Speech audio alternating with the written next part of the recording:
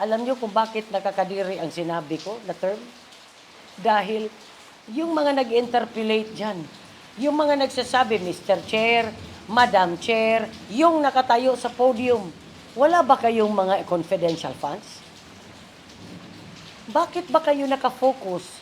Katulad na alala ko tuloy, yung babae naging adulterous during Jesus' time. Babatuhin na nila ang babae dahil committed an adultery. Dumating si Jesus. Alam natin lahat kung ano ang sinabi ni Jesus. Kaya kayo rin. Mangbato kayo sa ating Vice President. Sigurado ba kayo na hindi kayo ng bulsa? Nasaan ang liquidation ninyo ng confidential funds, intelligence funds? I believe that it is essential for all officials, government officials, to be held accountable. And then let's demonstrate that we, the elected officials, are working for the common good. May mga confidential funds. Dahil itong mga to, itong mga atat na atat, mga kapatid. Kung naalala natin, mga kapatid, before the campaign period, naubos na ang ilang buwan, nilang oras dyan sa kahihiring, no, tungkol sa impeachment, kay Tatay Digong, blah, blah, blah.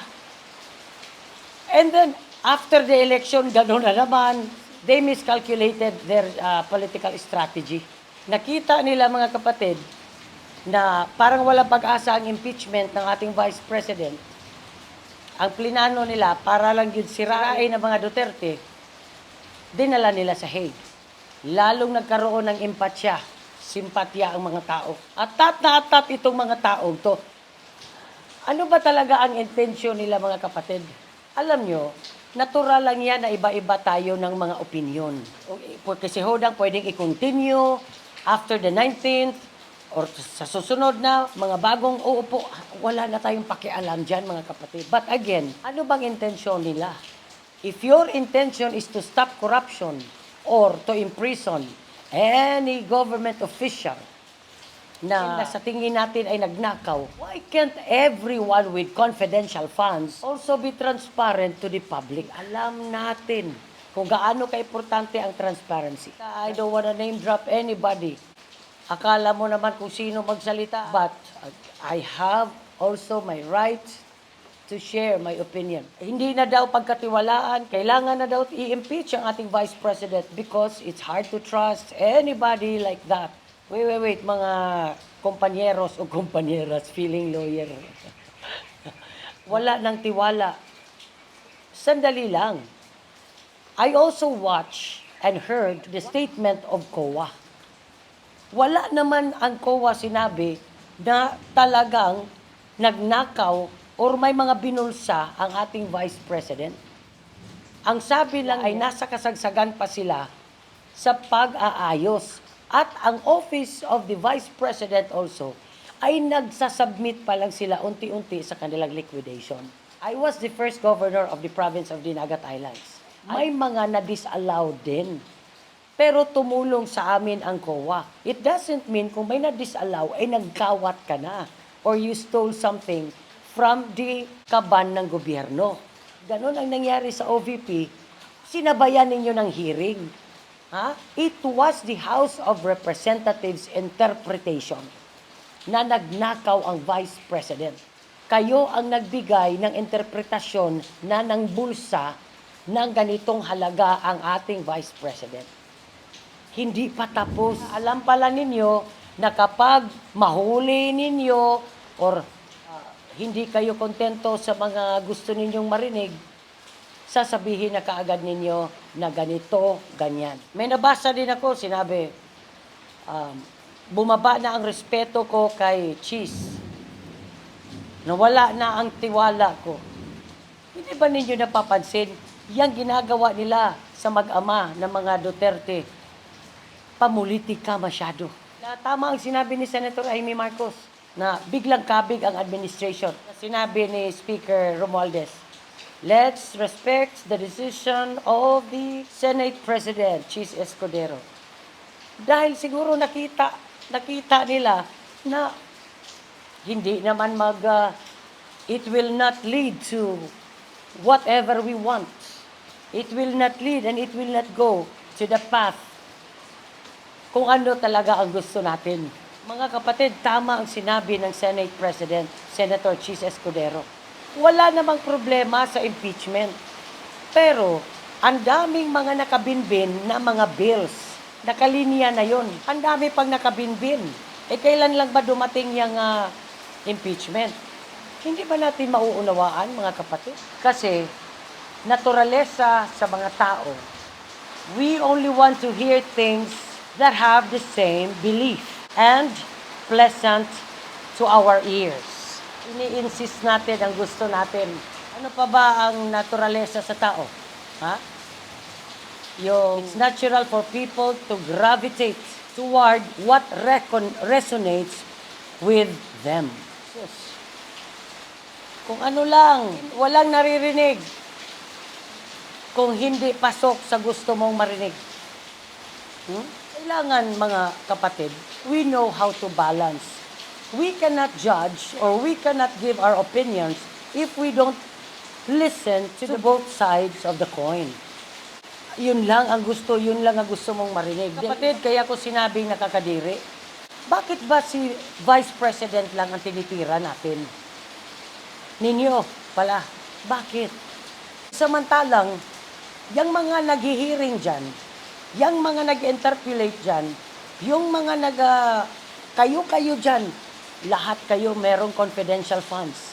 Not only confidential funds. Ha? Intelligence funds, confidential funds, and extraordinary expenses, miscellaneous expenses. Meron bang liquidation yan? 12 years ako sa Congress as a chief of staff of my mother. Hindi na namin naabutan yan dyan. At ang ginagawa pala, ang extraordinary expenses, wala ng liquidation. Pipirma ka lang ng certificate. And take note, kahit ano at kahit magkano ibibigay sa'yo. Pumirma ka lang na kinuha mo ang pera, but no need to liquidate. Yan ang sobrang corruption, mga kapatid. Huwag nating sabihin na nagnakaw ang Vice President. Sige, paglagay na natin na nagnakaw siya. Kayo ba? Ba't ayaw nyo ngang ilatag? Uulitin ko, nakakadiri. Kayo na may mga confidential funds. Kayo-kayong magkakasama. Kayo-kayong mga nag-aaway dyan sa Congress. Kayo-kayo dyan. May mga confidential funds din kayo. Ang Kamara, no? 1.6 billion pesos, mga kapatid, ang IF ng Kamara. Bakit hindi ninyo yan ilatag sa public kung saan ninyo dinadala? Kasama na dyan ang extraordinary expenses or miscellaneous na walang liquidation. So kung maganda ang ating intensyon, dapat para sa lahat. Hindi lang tayo magturo sa isang government official. Kumalat din tayo sa buong mundo na tayo'y mga nagtatrayduran. Why can't we showcase again the positive qualities of Filipinos that can definitely help change their perception? Napaka-peace-loving tayong mga tao, mga respectful tayo, mga Filipinos. Kaya gusto ang mga OFW kasi magagalang. Kaya nakakadiri ang may confidential funds na ayaw ilatag in public. Why only our Vice President? Wala ng trust? Wala ng respeto? Alam ba ng mga taong bayan na meron din kayong confidential funds? Ayaw ninyong ilabas dahil confidential, pero kayo diniin ninyo na i-open in public. That is so unfair. That is so unfair. Kaya dapat ang bawat constituent sa bawat distrito ng itong mga congressman na ito, hingian din ninyo ng liquidation. Ilatag din nila in public. Dahil hindi natin alam kung saan nila dinala ang kanilang mga IF at CF. Mangbato ang walang kasalanan at hindi ng bulsa.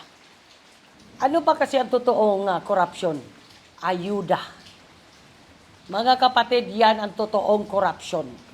Hindi lang ninyo ma-brainwash ang mga tao dahil tumatanggap sila ng ayuda without realizing that yan tinatanggap at binibigay ninyo na 5,000 sa mga tao. Kung totoo at honest kayo at hindi kayo magnanakaw, hindi lang 5,000 ang matatanggap nila. Itong mga maiingay sa Kongreso, bakit na brainwash? Itong babaeng maingay din dyan sa Senado, bakit na brainwash ninyo ang mga tao na magnanakaw ang ating Vice President? Dahil mapapaniwala sila kasi wala silang natatanggap from the office of the Vice President. Hindi lahat. Katulad sa Cebu, bakit lumipat itong bagong nanalong governor? Bakit lumipat siya under Duterte? Anong sinabi niya sa interview with Karen Davila? Under siya kang BBM, pero walang ginawa. But dumating ang help ng Office of the Vice President. Grabe ang tulong, lalo na sa health, sa mga senior citizen, sa mga PWD. Kaya napunta doon ang bagong governor at tumakbo siya. Hindi na-realize ng mga tao na ang tinatanggap na 5,000, 1 million folds times ang nalalagay sa bulsa ng nagbibigay sa inyo niyan. Yan ang totoong corruption.